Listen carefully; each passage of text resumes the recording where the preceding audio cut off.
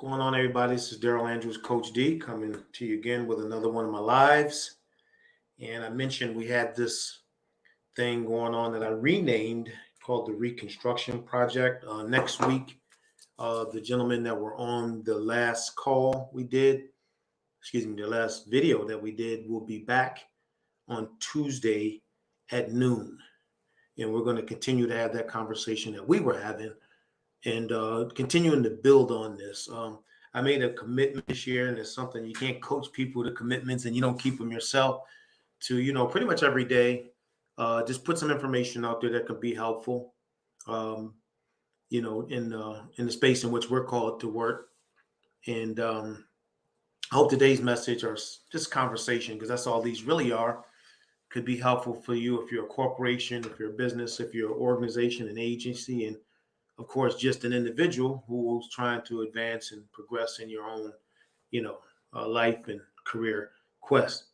But what I want to talk to you about today with the Reconstruction Project, and keep in mind the whole idea here with the Reconstruction, we had a couple of names. We called it renovation. I said, you know what, man, sometimes you got to tear the whole stinking house down. Renovation is nice, but sometimes you need to reconstruct. Other words, go back and rebuild. And so what we're doing with this series and this ongoing message is talking about, there's going to be some renovation conversation in there, but then there's a lot of it that's going to be totally reconstructing. And today what I want us to reconstruct or think about is who are we listening to? Like, who has our ear? Like, who are the people, the individuals, the organizations, the books, whatever, that seem to have the greatest influence on the decisions that we make? Because here's what I realized: what we listen to or who we learn from shapes a lot of who we are. You've heard me mention people before. I mentioned Dr. Miles Monroe and many others who have influenced and shaped my life. And I'm glad I had those people, because their task in life was not to placate me, pat me on the back 24/7, say you're just this great guy. Many times it's like, man, it's a kick, it's a push, to be able to see myself from a different perspective. And so I just wanted to, talk about this, because I find that today, in particular, with like what I'm doing now, but with Instagram and LinkedIn and many other sources, there's a lot of voices out here, man. A lot of voices. And what can happen sometimes when there's a lot of voices, it's like, who am I going to listen to? Where is this person coming from? Or where is this individual coming from? So today I just want to, as we're talking about reconstructing, we got to reconstruct what voices we are allowing to influence us. Let me tell you a quick story. I remember years ago living in my hometown, Syracuse, New York. There was this guy that everybody used to talk about. And, everybody's talking about this guy, and this negative conversation and negative this and negative that. He thinks he's this, he thinks he's that, he thinks he's better than us, blah, blah, blah, blah, blah. And what it was this guy who kind of lived in the suburbs of Syracuse, from Syracuse, New York. And I mean, people just would talk about him. He's African-American business owner. And in our time, everybody talk about this man. So one day, I think I was probably about 14 years old. I was in a store and this guy was there. And I've always been inquisitive. I mean, even as a young boy, I would just go up and introduce myself to people. And I think that's helped me a lot in my career. I just don't hesitate to connect. I just do. And I was just really curious as to why did people say what they said about this guy? And so I walked up to him kind of like with everybody else, because I heard so much from other people. I didn't do my own investigation. Sometimes you got to do your own. But I just was kind of hesitant, because I said, everybody said he was this and he was that. And when I walked up and we had a conversation, I said, sir, my name is Daryl Andrews. And before I can get my words out, he said, how you doing, young man? I said, I'm doing great. He said, what you in the store buying today? And I just told him what I was buying. He didn't even give me a chance to ask the question. He just started saying, man, you know what? I see a young man like you. I see potential. I see somebody that can do something, man. So you thinking about going to college? Now, I'm coming to ask the man a question about himself. And I never even got a chance to ask the question because he was so busy encouraging me and inspiring me towards my potential. And without him even saying a word to me, I realized that all those folks that were saying all that negative stuff about that man was wrong. What a lot of them were envious of him. He was a business owner. He was successful. He had a family. He was, family cared for. And people labeled him because he wasn't, in essence, kind of like who they were. So it was easy to just put him down because he was progressive in his thinking and progressive in his life. And many people were not. Now, I'm not trying to talk about folks in my hometown, but I'm just going about what I heard by folks older than me. Okay. And the point I'm making is if I would allow their narrative to shape my perception of this guy, here I am in my 50s, I probably would have still had the same perception. I probably would have still thought about this man the way everybody else thought because everybody else had something negative to say. And so that's a great illustration of be very, very careful of what people are saying, who's influencing you. And as you do this process of reconstruction, which I hope people take seriously, this process of reconstruction, it's important, personal reconstruction, to reconstruct my life around what am I listening to? Who am I listening to? And here's what I want to suggest. All right. Minimize the number of voices. You know what I mean? Don't listen to this person, that person, that person, this person. Like for me, I can pretty much tell you for me who, not that I can't learn something new, okay? Because there's people I meet and I can learn and grow from them. But in my personal space and in my professional space, I keep my circle small. You know what I mean? I really do.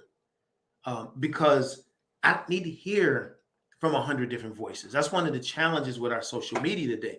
Every day we're going on and we're clicking on and we're hearing this one and watching too many things on, TikTok and all that. It's all this stuff going in our head, all these people doing humorous and silly things. And we're listening and listening and listening to people. Here's the deal. They're not even qualified to speak. In church, can I get a witness? Like when you look at people from a professional perspective or even a non-professional, there has to be something that qualifies us. Not just because I can put a page up and start talking about it, be it education, be it experience, things like that. So you really want to be careful because there's a lot of people saying things that aren't even qualified to talk about it. And if you're listening to that, then all of a sudden you're getting information from a totally unqualified person. Let me give you an example of what I mean. Would you go to one of your friends if you needed heart surgery and say, what's your thoughts? Would you go to a family member? What are your thoughts? No, you would go to a heart surgeon, someone who's been educated, someone who's been trained, someone who has been given a level of knowledge to be able to tell you what's the best thing to do with your heart. All right. And I want you and I both, I'll say this to you, I'm speaking to myself. I want us to start looking at our lives that way. I'm just not going to listen to every single voice that comes along. I'm going to be very clear on what influences me. Because it may seem like entertainment. It may seem like, but in actuality, if we do it all the time, it's having influence. And so this year, I hope as you're reconstructing, you will narrow the level of influence from voices. And if there's been people in your ear, you know what I mean, over the years that have negatively influenced you in the name of friendship, it's time to, I'm not saying get rid of them, but minimize the influence. Minimize the influence.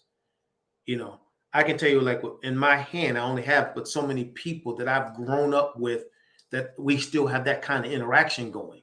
Now I have a very large network. Know a lot of people.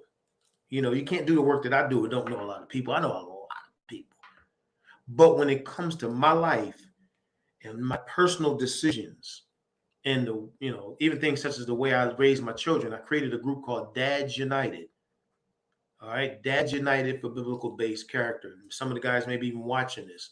And what we've done, there's only been several of us, 6 of us, that we have just literally, we came together 12, 13 years ago and said we're going to raise our kids a certain way. So when people see me and they say, well, man, you're a great dad. I said, well, the reality is I had 6 other great dads, or 5. Sorry, guys, of the numbers. But that I was running with for the last 12 years.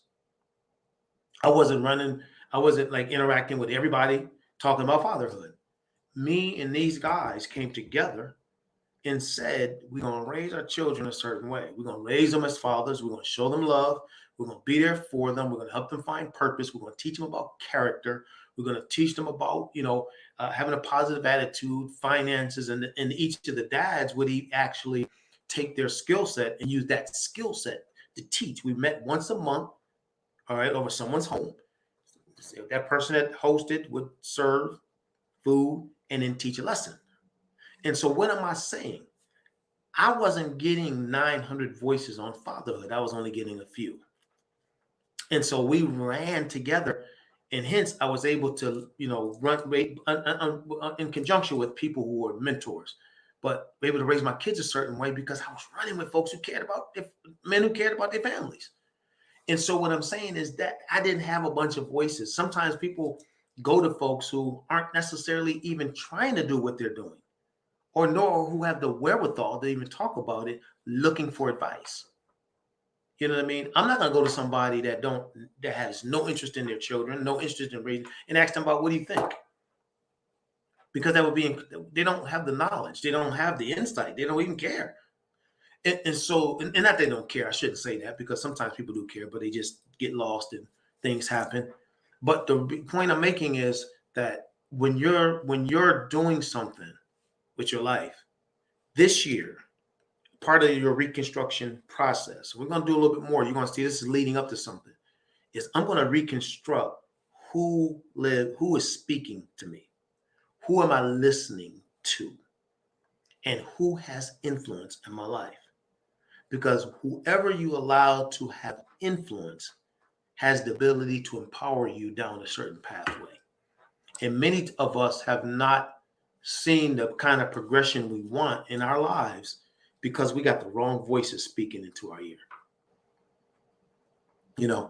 And so my hope is that this message, these are just little short, brief messages that could be helpful.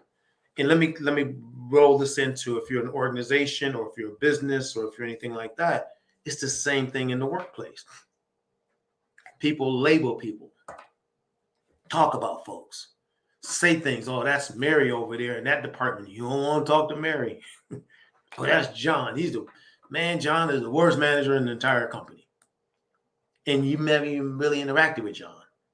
I'll say this real quick and I'll wrap up. I remember I worked for this one company years ago. It's called Clement Communications. Right? It was a marketing company in Chadsford, Pennsylvania. And I just landed the job. I was young, trying to make some money, and I was happy to get the job. So to be honest with you, I didn't pay my rent, to take care of myself. And I'm telling you, day one, hour one, the moment I sat in my cubicle, there was like a host of people, like 4 or 5 of them, that walked over to me to introduce me to the company. They wanted to eat lunch with me. They wanted to get to know me. And I was excited about that, because I'm thinking, well, this must be the welcoming committee. And boy, was it.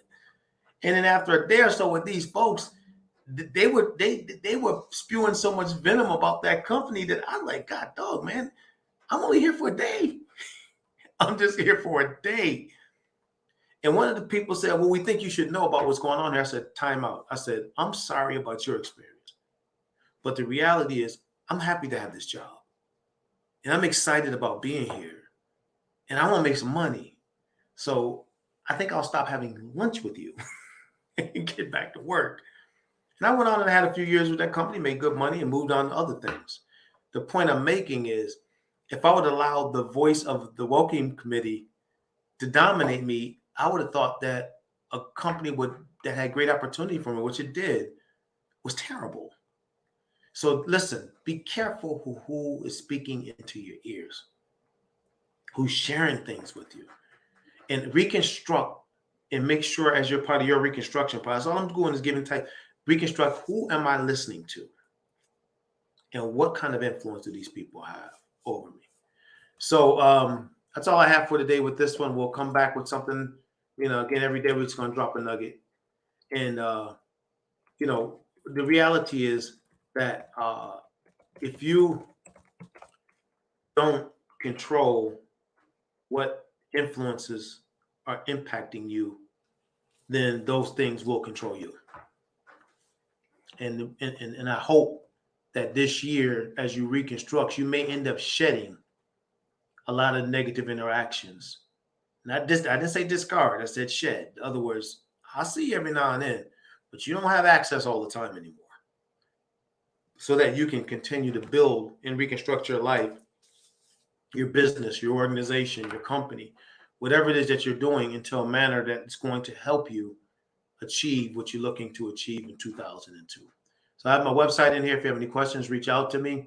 I mean, I do these in between interacting with various customers in my work.